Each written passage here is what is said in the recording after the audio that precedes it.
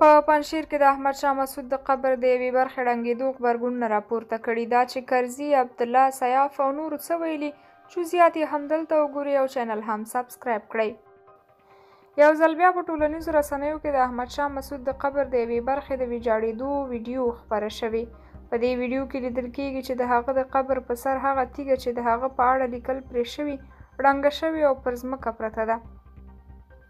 دا دویم ځل ده چې د طالبانو تر واکمنۍ لاندې په پنجشیر کې د دې پخواني جهادي قومندان چې د طالبانو سره یې خورا سختې جګړې کړي مقبره تخریبېږي.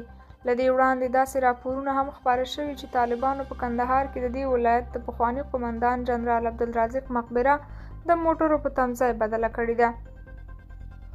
جنرال عبدالرازق هم د طالبانو پر وړاندې خورا سخت دریځ درلوده او طالبانو یې له پاکستانه په ملاتړ او د افغانستان په ورانۍ تورنول، هغه څه چې طالبانو تل رد کړي. خو یو شمېر پخوانیو افغان چارواکو او سیاسیونو په دې کار سختې نیوکې کړي.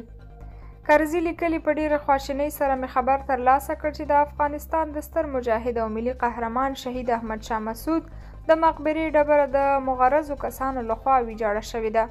د افغانستان د خلکو دښمنان نشي کولی په دغه راز مذهبوانه کړنو او ناکامه هڅو زموږ ملي مشرانو او قهرمانانو ته سپکاوی وکړي. زموږ قهرمانان د هر افغان په زړه کې ځای لري.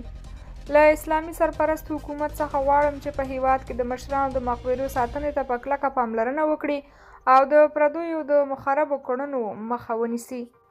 د ملي مصالحې عالي شورا پخواني رئیس عبدالله په خپله فیسبوک پاڼه دا کار د شریرو او غیر مسؤلو کسانو کړنه بللې او زیاتوي، دا کړنه په هر ډول شرایطو کې، په ځانګړي ډول په اوسنیو شرایطو کې چې زموږ خلک تر هغه وخته ډیر همدلۍ او همپالنې ته اړتیا لري، کولی شي چې د هیوادوالو ملي روحیه شدیداً زیانمنه کړي او په زړونو او دماغونو کې د کینې او نفاق تخم وکري.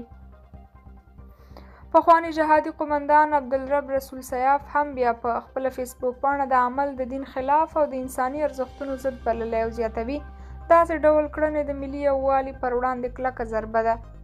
د جمعیت اسلامي ګوند دوو غړو چې هر یو یې ځان د دې ګوند مشر بولي، صلاح الدین رباني او عطا محمد نور هم په دې اړه توندې څرګندونې کړي. صلاح الدین رباني دا د طالبانو کار بللی او په خپله فیسبوک پاڼه یې لیکلي، د افغانستان د ملي اتل مقبرې ته په پرله پسې ډول سپکاوی د طالبانو د ډلې د تفرقې او نه ماتېدونکي سیاستونو یوه بله ښکاره نښه ده. عطا محمد نور بیا په خپله فیسبوک پاڼه دا کار د قومونو، ژبې او ملي هویت پر ضد جګړه بللی او طالبان یې د یوه خاصې ژبې او د ځینو قومونو په تبعیضي چلند تورن کړي دي.